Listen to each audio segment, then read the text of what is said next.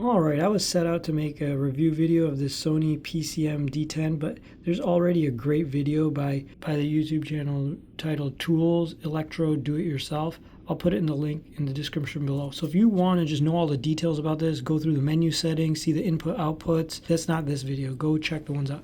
I'm just going to talk about why I ended up with this compared to other comparable options. So I was comparing cross-shopping this PCM D10 with the Tascam Portacapture X8. I actually had them both with me at the time when I was making the decision. Portacapture X8 has also very good audio quality and a very much more robust feature set.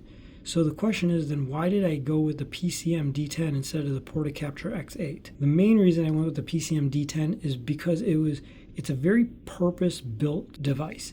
And because of that, everything it does extremely well. You get a very long record time. You can do up to 44 hours. If you use high res, it's up to 30 hours on these built-in microphones. And then if you use phantom power, you can get up to 6 hours. On the Portacapture, I tried it out a couple times. It would just dump battery power super quickly.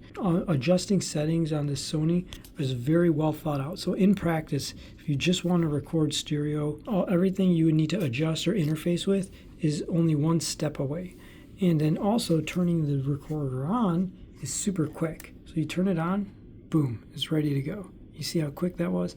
Portacapture took a little bit longer to boot up. If you want to go change the gain settings or this and that, if you want to just record stereo, whether it's or mono, through either XLR or the built-in microphones, in my opinion, this is the way to go. If you want to do anything beyond that, if you want to use the device as a USB audio interface, you want to do 4 to 5 tracks or 8 tracks simultaneously, then this is not the device for you.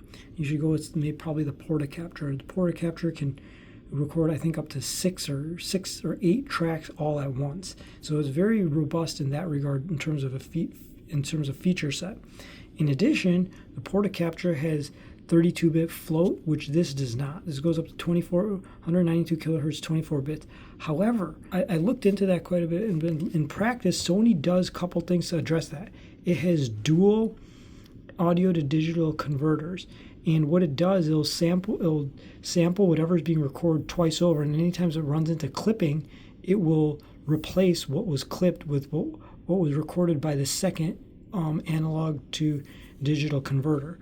And so even though it doesn't have 32-bit, in practice it might be equal or possibly superior to 32-bit float. So they address the clipping issue in their own way, and Sony's known to do things in their own way. And out of all the different recorders, I haven't found any that battery life that's as impressive as the Sony recorders, and also have very, very low self noise. And so until you get to $1,000+ level tier levels. One thing that I do really like about this device is the line out and separate headphone jacks. They will output simultaneously, and I find this super helpful if I want to. I did not have this available on my prior Sony PCM M10, and this for me was a big thing. A couple of things I don't like. The form factor is a little large. This is not a touchscreen. Interfacing with the menus is a little bit clunky, but once you get everything set, it is pretty easy to use.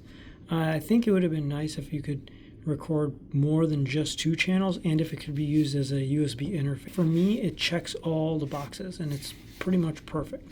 I do think it would have been nicer if it was slightly smaller. If you found this video helpful at all, please do like and subscribe. Thanks. Audio test, I'm going to use the Sony PCM D10 recorder to record the audio. It's a 6-foot equilateral triangle between the speakers and the recorder, and hopefully this helps.